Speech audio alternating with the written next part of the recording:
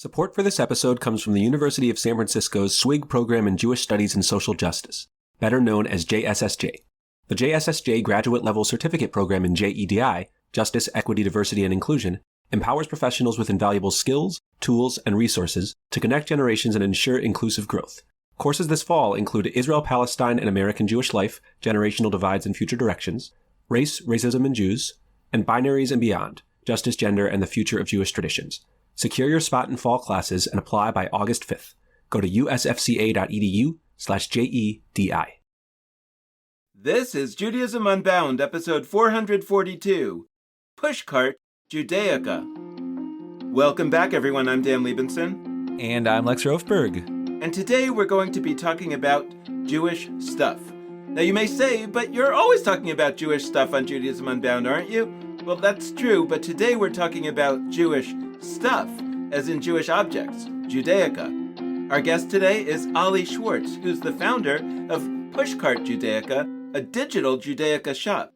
And it's also a lot more than that, which we'll talk about, but its goal is to offer accessible Jewish ritual objects, books, zines, and art that reflect liberatory values, handcrafted beauty, and queer brilliance.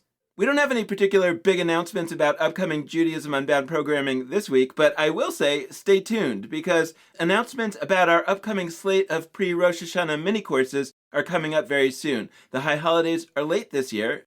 They're in October this year instead of the usual September, so if you want to spend your September doing Jewish stuff, you're going to want to think about taking an Yeshiva mini-course. So if you're on our email list, keep an eye on your inbox, and if you're not on our email list, what are you waiting for? Join our email list. Head over to judaismunbound.com and click Join Our Email List so you can stay in the loop about all of our programming. And now, a few words about our guest, Ollie Schwartz. Ollie Schwartz was born a third-generation Lower East Sider. That's a part of Manhattan where a lot of Jews have lived over the last century and a half, and currently lives in the rural hill towns of western Massachusetts. Ollie Schwartz is the founder of Pushcart Judaica, a project that uplifts Jews on the fringes for the sake of supporting spiritual practice. We'll talk more about this, but the name Pushcart Judaica is inspired by the 11,000 pushcart merchants of the early 1900s on the Lower East Side of Manhattan, who peddled their wares by foot in wooden pushcarts as a way to survive and provide for their community as recent immigrants. Before founding Pushcart Judaica, Ollie Schwartz co-founded Nishmat Shum High Holidays Minyan, and co-directed Linka Fliegel, a queer Jewish chicken farm and cultural organizing project. So let's talk about Jewish stuff. Ollie Schwartz, welcome to Judaism Unbound. It's so great to have you. Thank you so much. I'm thrilled to be with y'all. Well, when I heard about Pushcart Judaica, the first thing that comes into my mind, not because of Pushcart Judaica, but because of my life experience, is walking into the synagogue in my local community, where I know that there's a little Judaica shop in the synagogue, and I really am the kind of person who generally goes into a store and buys things, and I'm always going in there. It closed recently, but I always used to go in there with the intention to buy something, and then I would look around and I just couldn't find a single thing to buy. So I'm wondering whether Pushcart Judaica was meant to be in part the solution to this problem, or were there other motivations to starting up a new kind of Judaica store? Yeah, that's so funny that you mentioned those little Judaica stores, because I also, one of my infinite projects that I wish to do in my finite lifetime is to understand the history of those, because a lot of them say like sisterhood. I'm not sure if your synagogue. It was, yes, run by the sisterhood. Yeah. And it feels like one of those mysterious things, like the Rotary Club, or at least to me as a Jew, it feels mysterious, like the Rotary Club or the VFW, or like these kind of institutions that were creating community in like my assumption or stereotype is like the 1950s. And it seems like they're very thorough in a certain way, or have a far reach, because like you said, most synagogues you walk into in the United States, they're going to have that little store. So I'm like, who are these people? Because on the one hand, they did a great job of getting Judaica into every synagogue. And on the other hand, I have a similar experience to you, where often I think it's so sweet that that's there, because it's true that to practice in Jewish tradition, you need objects, very specific ones that you can't get anywhere. So it's cool that they're trying to offer that to the community. But I have the same experience where I'm like, I think I'm okay with this. I'll try to find it somewhere else. So I'm like, definitely, my work is trying to meet a need that I think our community really has. But I think it's more than one need. It's like, of course, we need Judaica to practice our tradition. But there's also for me like questions around ethical sourcing, by which I mean like all the way from the raw materials through the creation of a product and thinking about halacha or laws that are required in our tradition to make that specific object come to life, that Kedusha holy object come to life. And there's that question from a political standpoint. There's that question from a supply chain standpoint. There's that question from the standpoint of what does it mean to have an object in a world where our connection from most objects in our lives is very severed. Like, I don't know where it was made. I don't know who made it. I don't know what it's made of. Beyond Judaica, So I think the project I'm doing is an intervention on many levels of like what it means to revive our tradition and also asking questions about what it means to live our tradition in alignment with our values. And we all have different values. So for some people, getting a locally sourced thing is more important to them than who made it or the politics of the person who made it. And for other people, they don't care if it followed halacha at all. It matters that it's their friend and they see that friend in parts of their community that they respect. So there's so many different facets from which this project is trying to make an intervention and support a revival of what it means to try to practice Jewish tradition, including the dream of getting into every synagogue and every local place and having that Judaica be from that community. Because I think a lot of what I do when I go and travel is to show the communities that I'm a part of by visiting them and supporting them to create an experience where, oh, wow, actually, did you know that there's people in your community who have some sofer Jewish traditional calligraphy skills? Did you know there's some people who could make a ketubah? Did you know there's people who make mezuzot or could make you a Kiddush cup? There's actually like a lot of untapped potential or ways that maybe people struggle to see themselves as Jewish enough or practicing enough or worthy of making Kedusha holy objects. And I'm like, I think we all are. Like, part of our birthright is creativity. And as Jewish people, if we choose to follow that lineage, we also have connection to our sacred objects that I think maybe is something that people are disempowered in from the world that we're currently living in, our relationship to objects in general. This question is going to boil down to what is Pushcart Judaica? That's the spoiler, but I have like a more detailed way to ask it. I went to your website and I clicked on the shop page. And like the reason I did that is because I am really interested in the ways in which you can be distilled as like a place that sells Judaica, and also the ways in which you are more than that. And I don't mean to be hokey, like just genuinely, like I think you're not just a place that sells Judaica. You use the word intervention, like you're seeking to achieve a certain set of ends with your selling of Judaica and selling of other Jewish ritual things that is not just like, oh, I'm selling stuff to make money. I went to your website, I went to shop, and I clicked on the very first category. You have a bunch of categories on your website. You got books and jewelry and posters and ritual items, all these different things. Zines, which that's really interesting, but like most Judaica shops, I don't think have zines. But the first one is apparel, and right now it's a lovely little image of one of Katsira Lesser's, a past guest of ours, her golems, and it says Shmirli Beloved, and it's a little pin. That's like the little thumbnail. And I say that because this is like a cute, like if we were going to distill what that golem pin is, it's got a Hebrew word on it, emet, which means truth. It's like tied to history and this idea of a golem in Prague and all that. And it's like cute and fun and nice, right? You're taking a lot of tones, like thoughtful and historic with the golem, and also bringing in like, oh, this is a fun little cute Shmirli Beloved, like there's a fun phrase there. And I think that helps to illustrate the kinds of, I don't know, merch, holy objects that you sell. And, I scrolled around the page. There's a diaspora bus t-shirt and a Kohenet tote bag, Kohenet being like a movement of Jewish priestesses. There's lots of Hebrew on this page, but there's also like cute little hats. And I don't know, it just collides a set of categories in a way I find really beautiful between like quote unquote fun and quote unquote historic or meaningful. And I think a lot of Judaica places, they kind of pick one. You almost like go to the site and you like check the box. Are you looking for sort of fancy and formal and probably to spend a lot of money? Or are you looking for like, oh, cute and fun? And I feel like yours is colliding those two together. And that, for me personally, is what I'm kind of looking for in Jewish objects and what I don't find, in the same way Dan said, in most like synagogue places. So I'm wondering, like, is that conscious? Like, what are some of the goals of Pushcart Judaica? And basically, like, what is it for folks who haven't been to the site before? Wow. Pushcart Judaica is an online Judaica store. It is also a source of education, workshops, and retreats. It is also an experience of Judaica markets across the so-called United States and Canada. And it is also an attempt to uplift and support the revival of Jewish craftways. You were mentioning the online store. So when I began this project, one very basic thing that I was interested in is, like you said, Dan, okay, I go into my synagogue, I don't like what's there. Maybe there's no Judaica store in my town. Maybe I'm not interested in using Amazon. Maybe I want to see a Judaica that reflects something that feels more my generation, my artistic style, my ethical sourcing practices. Well, I guess I don't know where to go.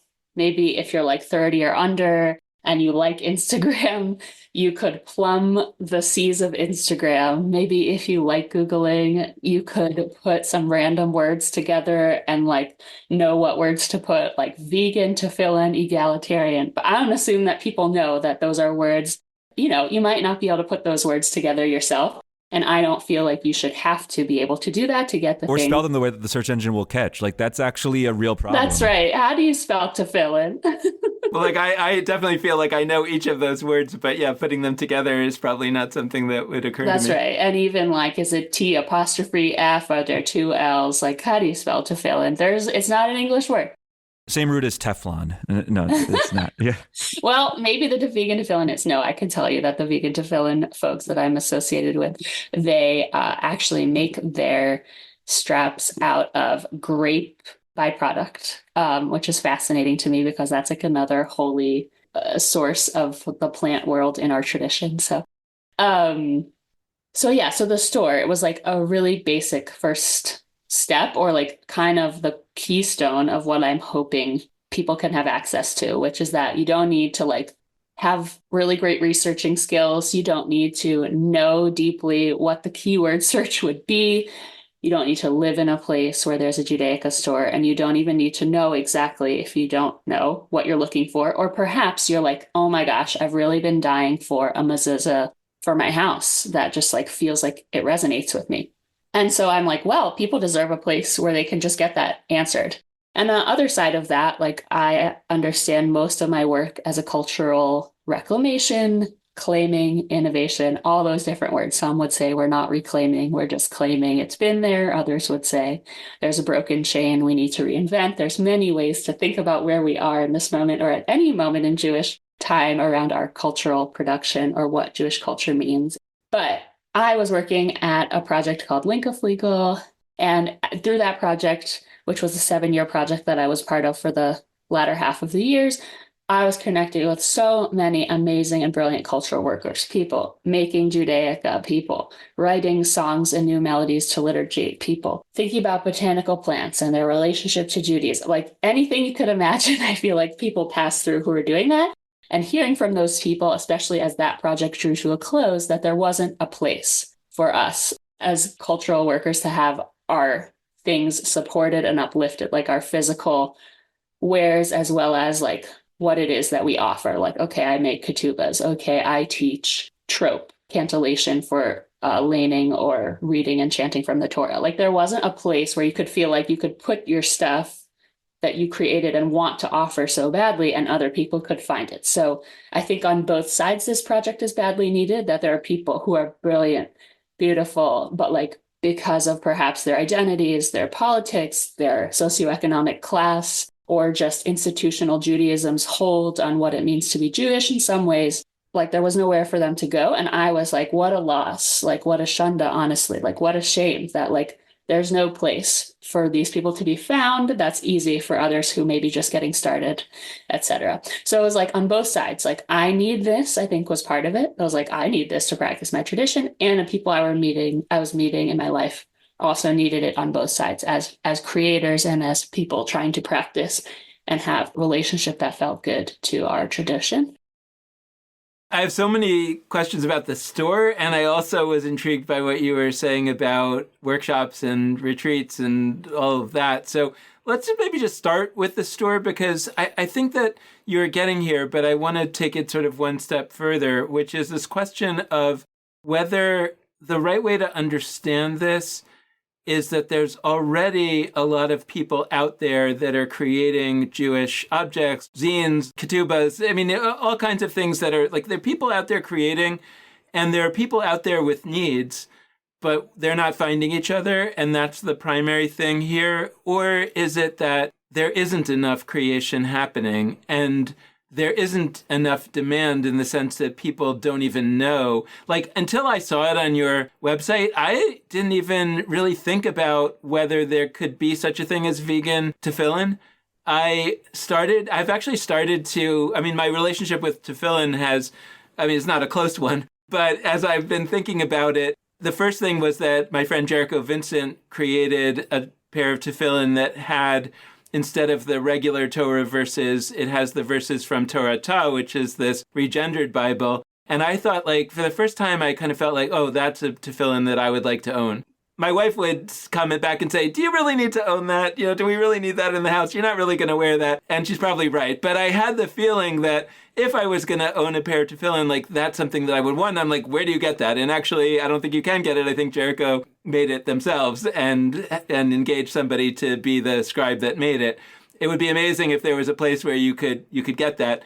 But then when I saw on your website that there was vegan tefillin, I had that feeling again. I was like, oh, this is a tefillin that feels like something that I would like to own, in part just to be able to, like, say to people, and hearing that it's made out of grape products is even more cool, just to say, hey, you thought it had to be this way, but actually there's this amazing other one. And I think most people who would see that would be like, oh, wow, that is amazing. I don't know if it's halachically okay, Jewish law, Orthodox Jewish law would accept it, but most people don't really care about that. And they would say, wow, this feels super holy to me. And so I love the idea that it's there, but it makes me wonder, like, what else isn't there, that because nobody's making it, or because I don't even know that I need this thing? And I'm wondering whether that's a lot of the ambition here as well, or it's more about like a meeting place for things that are already out there.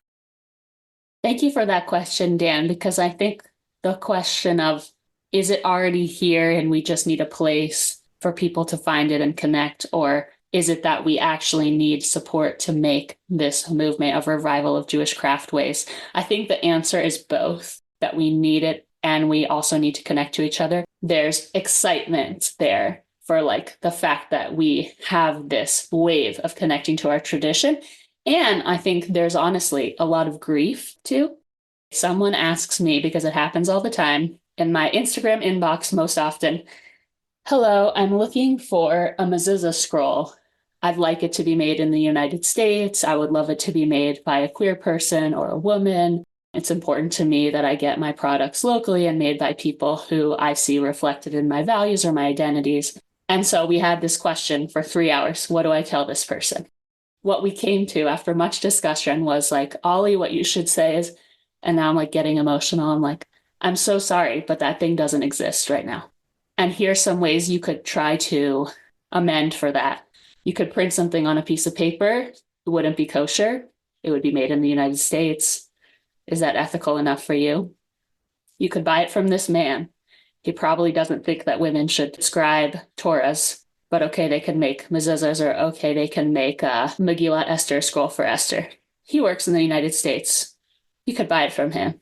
Okay, you could buy it from this other place. The cloth, the parchment, the animal hide was probably mass produced by a bunch of cows that were killed in the United States for meat, and then their hides were shipped across the ocean to Israel, Palestine, and then there they were made into cloth, and then they were maybe scribed there, and we don't know who scribed them. It could have been maybe even child labor, but you'll never know because it just came from this factory. So you see the problem that I'm getting at, that, like, it's not that there's no scrolls there are a lot of scrolls. There are many ways to make scrolls. The people who make the vegan tefillin that we've been talking about, Shaddai elementals, they also use paper. So you could get it from them. They have a great scribe. So it is scribed, which is halakhically important. However, it's not made on cloth, which we know in terms of what makes something Kedusha holy, it should have been on cloth. So you see that it's like this puzzle where, as you said, Dan, like we have a lot of people picking up different elements of innovation. I'm going to make it vegan. I'm going to do it on paper. I'm going to make it beautiful, but it's not going to be kosher. And yet none of those will get these people who are asking me for a thing they want to make their home feel sacred, to make their home feel safe, for them to feel like they live a Jewish life. And I have to say, like, I'm so sorry, but these are other options for you. And I think that's hard to hear. People don't want to hear that, I think, because it's a true need and it's heartbreaking that they deserve it. Also, people don't want to hear it because we live in a society with Amazon where it's like, what do you mean I can't have it? So I think we're at a very interesting moment where people want something and other people want to learn how to make it and are beginning to. And yet that takes time. There are people who are craft people, they're artisans, they're very trained and skilled. They have a vision, and yet who will teach them to scribe? Who will teach them to make cloth? Not everyone wants to do that, and yet some people do. So at this retreat, we had Rabbi Linda, who's created the Community Torah Project, which is an amazing project where hundreds of people have helped her build a Torah. But I think she's like the first woman scribing an entire Torah on cloth parchment that she has made. People are checking it. People come and help her to make the parchment, and she scribes. So she came and taught, and we had all these amazing, mostly 20 and 30-year-olds, mostly queer folks coming to learn how to do that skill. The intricacies, both like bridging communities, bridging different ways that we interpret our tradition and our laws, and the sheer time it takes to become a skilled craft person, because why it's called Kedusha, or holy object, is because we're treated with such reverence, and there's so much that goes into many things. And I also don't want to leave this conversation by saying that there's no women scribes, there's no women cloth makers. It's not that, it's just that on the scale that people are wanting this, which is terrific, we don't have it. Like we have Julie Seltzer, she's awesome, but like she can't make a mezuzah for everyone on earth. And also I think she's more focused on Torahs because she has to make a living, and that makes more sense in some ways. And there's also there's very stringent laws for mezuzah, which make it more laborious to create. So there's all these factors that we're juggling as we try to meet the gap, but it's a long project. You asked a really profound set of questions, or I guess it wasn't questions. It was you talking about the responses that you would send to somebody about a ritual object that is very specific that doesn't quite exist. And then there's the set of follow-ups where like, well, it's almost like one of those choose your own adventure charts, or like, if you go here, then you go to this arrow and you end up at, this. It's both dissatisfying, right? Like you want to say that there is the perfect ritual object, and maybe I'm going to sound like I'm stretching, but I actually think that there's a beautiful way in which that demonstrates how ritual objects, the things we buy, the things we have in our homes, are actually a way for us to manifest our Jewish ideas and practices in a way that is not where we go to synagogue or which rabbis we follow or which movements we affiliate with. Like the people, you could argue that the set of people who answer the mezuzah question with, I'm going to prioritize that it's on traditional parchment above other things, are a certain set of Jews. I don't want to like categorize all Jews, but like that is like a set of people making a similar values judgment on an object. You could say the people who are prioritizing it counting as kosher, like whatever else they do in their Jewish life. Like some people, even if they don't have a traditional Jewish practice, they do want that thing to like count as kosher. They might not care about why it's kosher. And like I've had people say this to me, like I don't care what the rules are. I just want this object to have followed the rules. I'm always a little bummed by that because I think that we should be building a Jewish world where we see the immense cost of things that are traditionally marked as kosher as like a reason to count other objects as kosher. Like I actually think we should be understanding that in the Torah, if you can't afford to bring a sheep or a goat as an offering, you then could bring 2 pigeons. And if you couldn't afford the 2 pigeons, then you could bring just a grain offering. Like, to me, that is the Torah saying that if you are not able to spend a bunch of money on the central Jewish rituals, you can spend less money on those rituals. And it says specifically that counts just as much. So from my perspective, if like, I'm not saying buy stuff on Amazon, but like there are in fact mezuzah scrolls that it says specifically in the description, like not kosher. They're like $5. They have the same words. To a lot of people, especially those who prioritize the mezuzah case, like the pretty beautiful case that goes on the door more than the scroll, it sort of achieves the job in that it has the words. And they're not expensive. Like they're way cheaper than the other things. And we could apply that to, heck, a Torah scroll. Like I want people to commission the Julie Seltzers of the world. But it is in fact possible to have a very, very affordable, like orders of magnitude less costly Torah scroll. It's just not going to count as traditionally kosher. You can get one for like $95 that's branded as like a kid's Torah scroll on like mainstream websites. So like that's a long rant, but like my follow-up question is like the Pushcart piece. Pushcart is a beautiful name to invoke. It calls on, I'm going to say Jewish tradition. I'm not going to just say like Jewish culture. It calls on Jewish tradition in a specific way, and it's not like the most religious term. Like we don't think of people selling their wares in pushcarts as like a religious act, but especially on this land, that's a real tradition that was like a huge way that when Jews came to this country, they sort of began their lives in this territory. So it's not just like, oh, pushcart, that's like a place you sell stuff. It's like a Jewishly laden, beautiful invocation to make. Shouts to Hasia Diner, who we've had on the show, who has written about pushcarts and peddlers historically. But like, why did you go with Pushcart? That's a cool name. It invokes movement. It invokes history. What's going on there?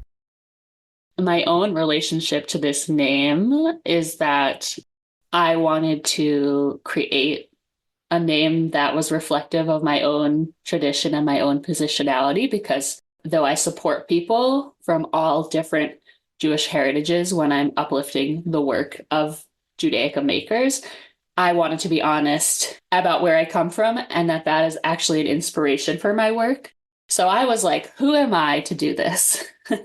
And I'm from New York City, and my people are from New York City on both sides of my family, immigrating through Ellis Island in what I sort of jokingly call a classic. I think we can have many feelings about that, but I think when we think about Ashkenormativity, or the fact that Ashkenazi Judaism is the one that is known outside of Jewish communities and sometimes is the Judaism that's upheld as more Jewish, which I don't think is correct. However, it is my people's lineage. We came to the Lower East Side on both sides of my family in the early 1900s. And I know that my great-great-grandpa, Louis Schwartz, fled Galicia, Austria in around 1901, and that he was a pushcart peddler, probably most likely selling cigars and pickles, which a lot of people think is funny because, like, what a combo. It was probably either or. I really don't know. Maybe if Did you see An American Pickle a few years ago? What? No. Y'all have the resources. You got to send it to me. Well, Seth Rogen made this like pickle vendor. It's like, it's not trying to be historic, but Okay. it's cute. Okay, well, interesting that it was Seth Rogen. It's like really out of left field, but you'll have to send it to me. Yeah, so I just wanted to like honor where I'm from, because I think I grew up in a very specific place in the world at a specific time, which we all did. But for me, what that looked like was that I actually grew up like on Bleecker Street, which is really just above the Lower East Side, could walk to our shul. There are many shuls in Manhattan, many different kinds of Jews of all different heritages as well as denominations. And until I was in my young adulthood and moved to New England, did I realize that that is not the case in the rest of the United States, and especially not the rest of the world, but it's certainly not the case in most of the United States. And I feel really endeared to that lineage in my life, that I got to grow up in a place where Judaism wasn't foreign. It was normal that there were Jews. And I also think that the lineage in New York City is very specific and deep. And so when I thought about why it is that I'm Jewish or which Jews I come from, it feels very connected to this place that my ancestors on both sides of my family traveled through. And I also think, as you said, Lex, like there's a lot about the literal pushcart act that was happening in the 1900s of people, as I am trying to do in a different era and a different moment in time, in a different supply chain, in a different migrant history in the US, trying to connect makers and people who need things And in a certain way, like the pushcart tradition is exactly that. Like maybe you visited the like famous pickle place on the Lower East Side, which is like where the pickles have been coming from for the pushcart for over 100 years now. And they're like, right there. So, okay, you make the pickles, I bring it to the people in the neighborhood. Ethical supply chain can mean so many things, but I think relationship is a big part of what it can mean. And so knowing the person who makes the pickles and the person who sells them, and also that being something that is moving, like you said, the pushcart is not in one place. Another aspect of my project is bringing the experience of a Judaica market or the experience of a thriving or Jewish-centered craft moment where you live for 5 hours with music and food and crafts. Like that is something that I bring to different places across the country. So I think, like you said, it's invoking the movement piece, it's invoking the relationship piece and the geography for my own lineage. Yeah, can you talk more about those local manifestations and, what's happened up till now, but also what do you dream of happening, both in terms of the kind of 5-hour event that you're describing, but also beyond that, what you dream of in the future? Because I was thinking as you were describing the push carts, it's like, yeah, it's the way of the world. There used to be push carts and people would sell their pickles off the push cart and they would know everybody who's buying. And now we have pushcart.com and now you can order your pickles from the central place. And, that feels like progress. And in certain ways it is, but in certain ways there's a substantial loss there, which is not just a loss kind of nostalgia sense of loss, but also a loss of what it really is, because it used to be more, there was a community aspect of it. And there was also a sense of the locality of it. Like, I think a lot of times people, when they're talking about location stuff within Judaism, there can often be a political dimension to it. It's like we're doing it in terms of our locality here in the United States rather than Israel, for example. And I think that's part of it. But also there's just this value that says if we can get things from local people, that's just better. It has nothing to do necessarily with America and Israel or where you get it from, kind of from a political standpoint. It's just like, wouldn't you rather have this be part of your neighbors, part of your community? And so that's the piece that I'm curious about, like how creating a website, which feels like, of course you should, because when the market's not yet there, like, of course, that's the starting place. But I'm curious, like, what your vision is for down the road, if this was as successful as you dreamed. What would it look like locally? Like when I go out of my house, instead of going to the synagogue Judaica shop where they don't have anything, where do I go and what happens to me? Yes, thank you for the opportunity to dream, Dan. This project has traveled the Northeast, the Mid-Atlantic, and to Toronto area.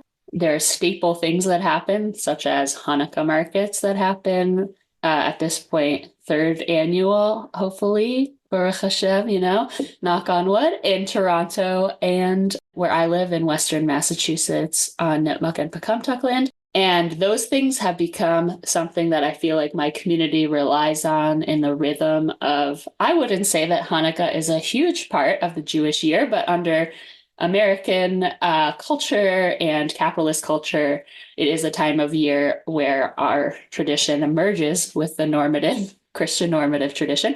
So those markets have been something that our communities rely on in the winter to kind of bring some joy and bring some income to makers in both of those communities. And then there's like the tour that is slowly making its way across different parts of the country.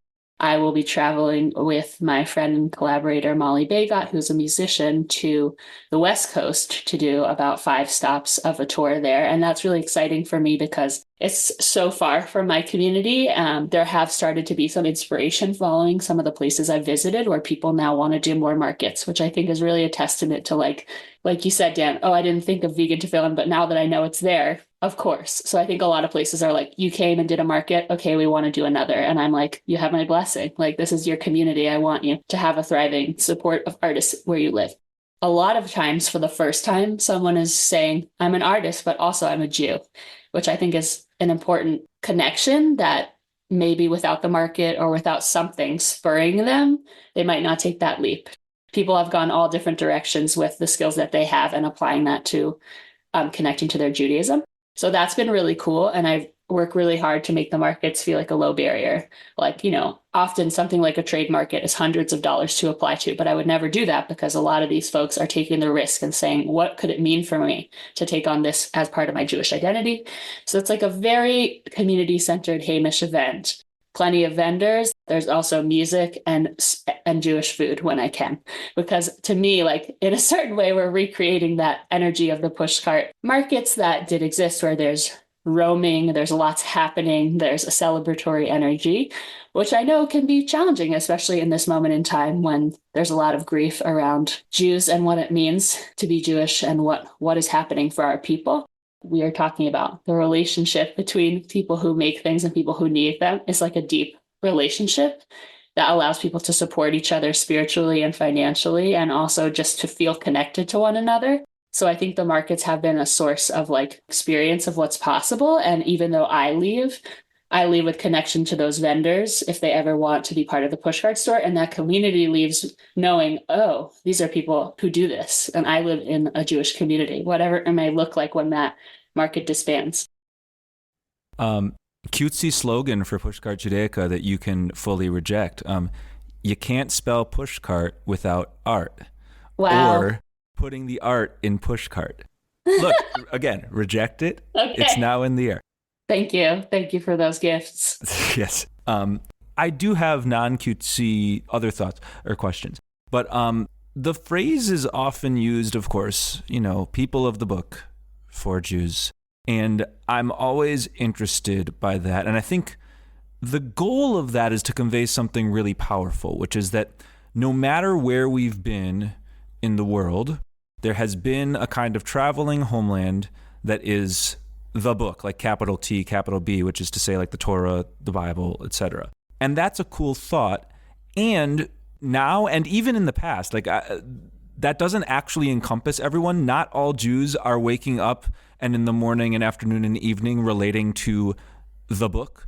And I'm kind of toying in my head with like people of the pushcart as another like possible angle here, because it gets at that same, like what you were saying about you get the pickles and then you bring them to the community. Like there's actually a way in which the pushcart is a way to quote unquote meet the people where they are, right? Like you get a thing and then you go to where they are and sell it to them, as opposed to waiting for them to come to you. That's like what makes a pushcart not a shop with an address, right? Like that's the main difference. We could see that as just a trivial, okay, that's like the technical difference. Or we could say that's like a profound feature that you're embodying by being a digital project, because you also, like by being a digital project, you're present in a lot of places at once in the way that a pushcart can go from different places to other places. The other curiosity I have is your site isn't just all Judaica that people pitch to you. Like it's a specific subset of ritual items, of zines, of posters, of art. How do you navigate the process of discerning what ritual objects, what items, etc., are a fit for pushcart and what aren't?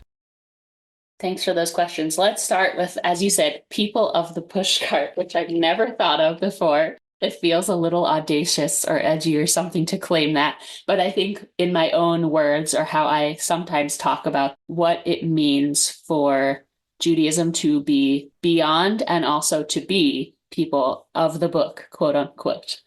There's a certain alchemy that has happened over time that is a combination of trauma, creativity, resilience, whatever you want to call that soup, that led people thousands of years ago to decide to write something down, and then to decide that there would be very specific laws about how to write that down and decide how to treat that object with reverence. And at our retreat that we had, L'Shem Kedushat, we got to have a Torah service that I helped lead.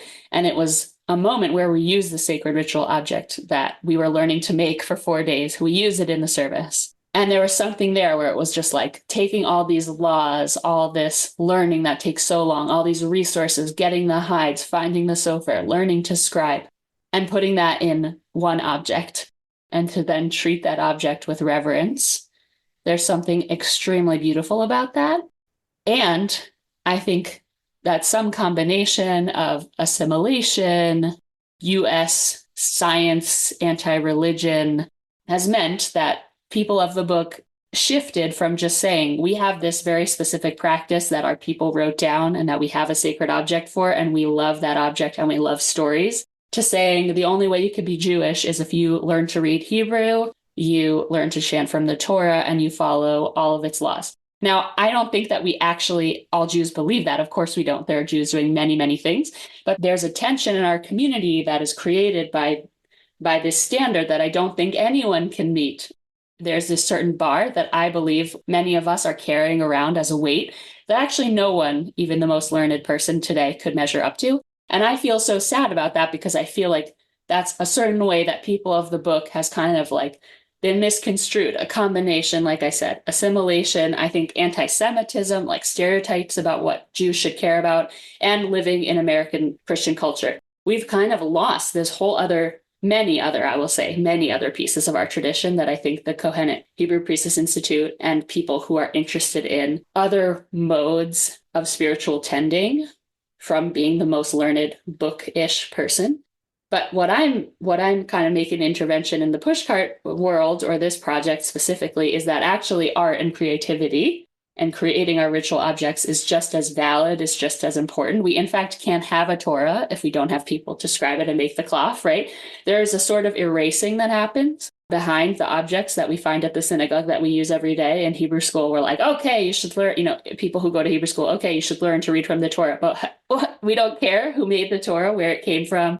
So all that to say, yes, I think we are much more than just the letters. Like, I think our tradition has so many rituals that are embodied, that are about creativity and craft. And I think in doing that, just to lift up that, I'm really excited about the work of the Jewish Museum of Chicago in sort of like asking the same questions. What is Jewish art? What is Jewish sacred practice beyond the physical words in the Torah? And also an emerging project that's hoping to launch the Jewish Craft School of New York.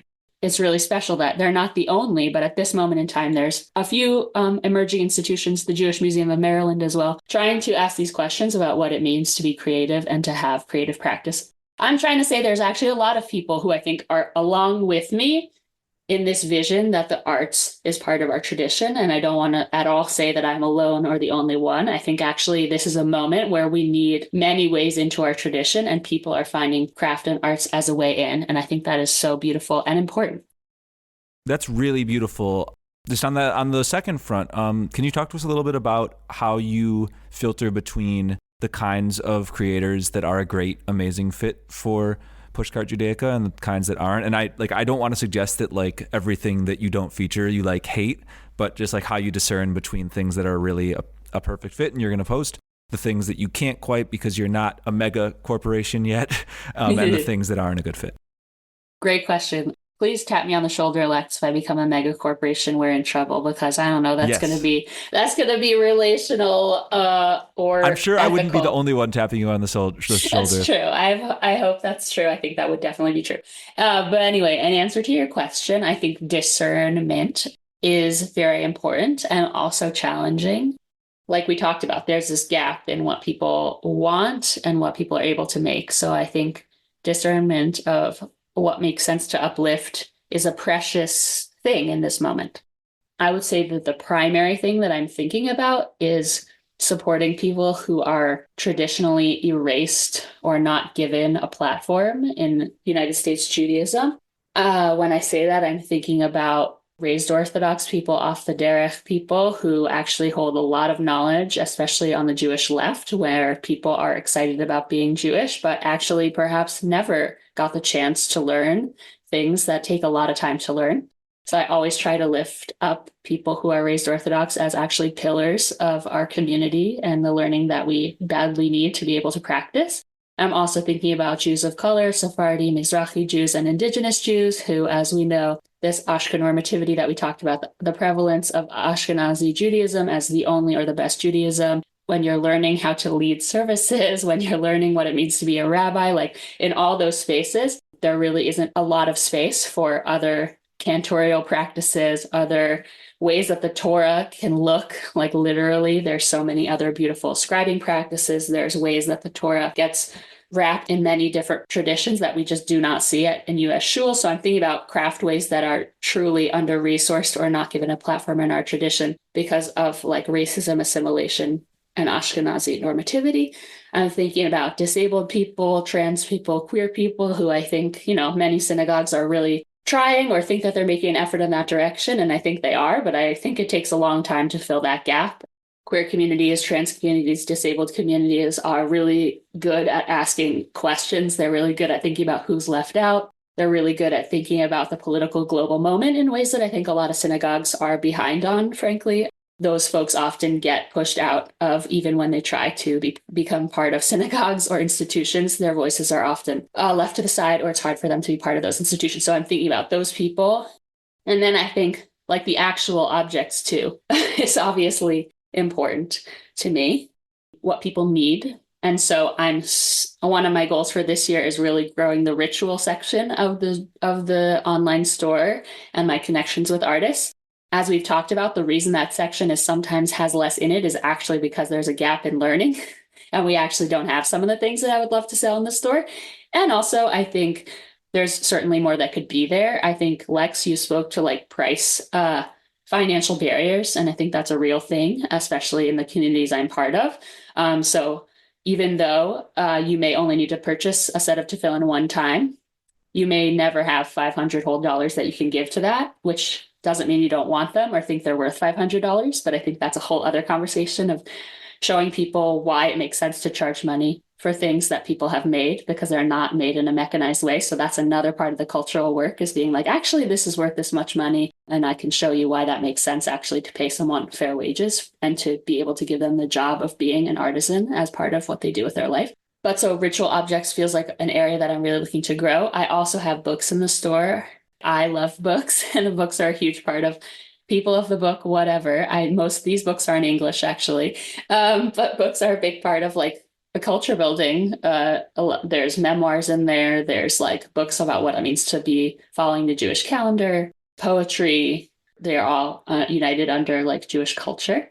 And then like apparel or merch, or just being like, actually, not everything is serious. What if it was just actually like us like signaling to each other? What if it was just us being proud or like feeling connected to who we are in a way that actually is like ethical? So I think the discernment isn't always easy. There's areas where there's more people than I can have, and that's hard. And there's areas where I badly need something. The people that I'm serving and working with badly need something and it doesn't exist.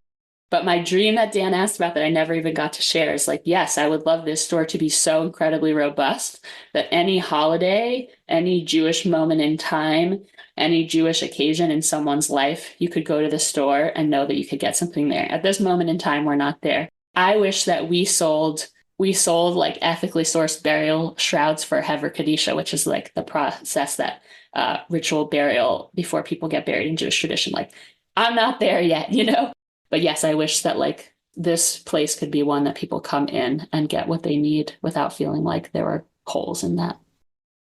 So along those lines, I was just curious, like, are there some items that are the best sellers on Pushcart Judaica? And also, are there items that are the most often requested, but that you don't have? I will say that this is the first year that I began selling books. And what I did when I chose to do that was to sell books that are newly created and need a platform that people may not know exist. And those have been actually flying off the shelves, I think because they are released in the last year or less. So it's been a really also, one challenge is how to be financially viable doing this, because it's important to me that I give most of the proceeds from art made by artists to the artist. So how do I do that and still have enough money? Something like a local press book, I can take a wholesale percentage of that and not feel like I'm exploiting the artists that I work with. Other things that sell really well. I did have the diasporist bus shirts that you mentioned at the beginning, Lex, and those, when Linka Flegel, the land project that I was a part of, closed, I bought out our store. And I think with the end of that project, there was some nostalgia and desire to hold on and remember that beautiful project. So all of that stuff is almost gone. I think I'm going to do a reprint of our zines that we made that were really special. An area that I'm very excited to expand into as the project grows is commission-based work. People reach out to me often like, oh, I need someone to make a ketubah. I need someone to make a chuppah. I want to commission someone for a talis. And there are so many artists that I work with who either do custom work or they're working on a scale where it doesn't make sense to list a ketubah for $500, $1,000. It makes more sense for that to be a conversation between two people. And so something I'm excited to try and figure out this year is how to uplift people who do consignment in the store, because I really frequently get emails like that and I just send them my list, but I would rather have it be a static resource that anyone can find at any time, so that like you, Dan, you maybe didn't know you could have it, but you just stumbled upon it rather than being proactive and having to email me. Yeah, so I have maybe kind of an oddball question to wrap up this conversation. It's actually a question that was occurring to me as you were talking a little earlier, and I felt like our good friend B'nai Lappi, would not forgive me if I didn't ask you this question, because there's a particular text that she and I have been studying that she is kind of obsessed with, and yet doesn't feel like she can fully articulate why this text is so important. And it has to do with artisans. And so when you were talking about artisans, it occurred to me that maybe you know the answer to this, or maybe you could speculate about the answer. So there's a story in the Talmud about this kind of anxiety that the early rabbis seem to have, that the Torah is going to be lost. And it's not clear exactly what they're nervous about, that the Torah is going to be lost, that we're not going to have the Torah anymore, or that we kind of think maybe it's the capacity to write and rewrite and reimagine the Torah that's going to be lost. But that's one of the questions. There's this anxiety, and there are these two rabbis that speak up. One is Rabbi Hanina, and he says, don't worry about the Torah being lost. If it were ever to be lost, I could restore it through my analysis, through my brain power. I think he says through my pilpul or something like that. And then there's another rabbi, Rabbi Chia, who says, I am doing something that will make sure that the Torah is never lost in the first place. And what he says is, I go to an area and I plant flax seeds. And then the flax grows and I harvest the flax. And then I weave the flax into nets to trap deer. And then I slaughter the deer and feed the meat to orphans and make parchments out of the deer skins. And then I write the Torah. And then I come to a city where there are no teachers, and I find 5 children, and I teach each of them a book of the Torah, and I find 6 children, and I teach each of them an order of the Mishnah, and then I tell them to teach each other your section, and I leave. And that's basically it. And he says, and that's how I make sure that the Torah is never forgotten from Israel. And B'nai's question that she's always hung up on is, why the crafting? Why is it so important? It seems so centrally important to this story that it's not, he doesn't go to the market and buy the cloths. He plants the flax seeds and has to make the nets to trap the deer to make the cloth. So I'm just curious how that lands on you and whether you kind of have a take as someone who's really trying to rebuild this whole network of Jewish artisans. Yeah, I'm really vibing with that story. I think I was vibing with it because I feel it in what we're doing right now, especially on the heels of this L'Shem Kedushat parchment and shofar and tefillin batim, tefillin boxes retreat that was very recently.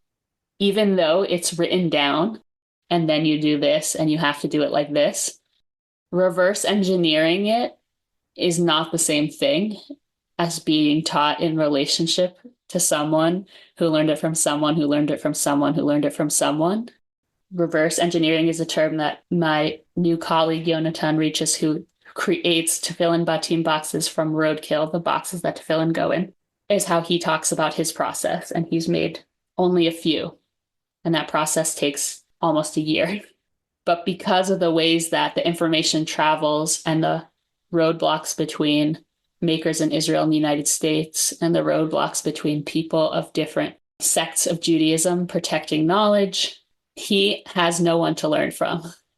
And that feels like really emotional. It's like, how could there be no one to learn from? These things still exist. People are still making them. There's a real break in certain chains of knowledge that nothing can make up for. And what it takes to try and mend the broken chain, the amount of people it takes, the amount of research, is a very different set of resources than it is to teach mentor to mentee, which is also an enormous amount of work. But there's a different tenor. There's a different quality when we can learn person to person. And we're just starting that practice now. I feel like we're just recreating this short lineage that we have. We have nothing on the thousands and thousands of years of things that have unbroken chain. And I think that story is really speaking to the power of what it means to commit to preserving a lineage in that way. Yes, we have the writing, but what does it mean that we also have people teaching people, teaching people, teaching people for thousands of years?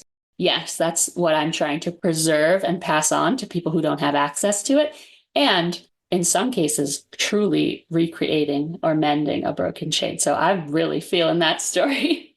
I need to go study that text myself. Thank you for bringing it in. And thank you so much, Ollie Schwartz, for joining us. This has been a fantastic conversation. Thank you so much. It's a joy to talk to you and to get to uplift the work of the people who are reviving our Jewish craft ways. I'm so delighted to be with you.